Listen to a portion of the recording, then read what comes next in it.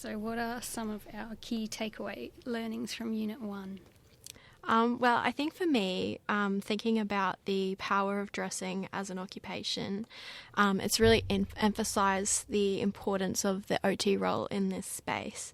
So we've talked about how dressing has the power to provide people with a sense of purpose, self-esteem and identity.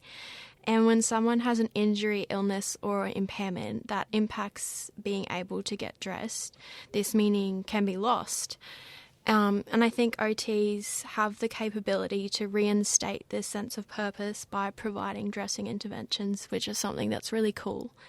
And personally, this really inspires me and excites me that as a future OT, I'll have the power to give back this meaning to a person without sounding cheesy, I guess. It's really made me think about how, as OTs, we have the ability to change lives. And then I think it's cool to reflect on understanding more of the impact of disability on people's dressing freedoms. So when you stop and actually think about how their disabilities and how their impairments are impacting on their dressing, you realise that it goes way beyond just having trouble putting on their clothes.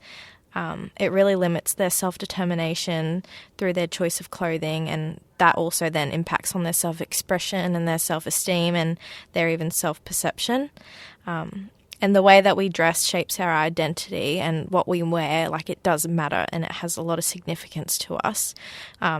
Not in like a materialistic way or a vain way, but just in terms of how we express ourselves.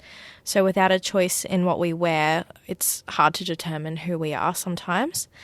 And when you look at it from this perspective, disability and impairment can really restrict your dressing freedom, and then that also has so many consequences on your own well-being and quality of life.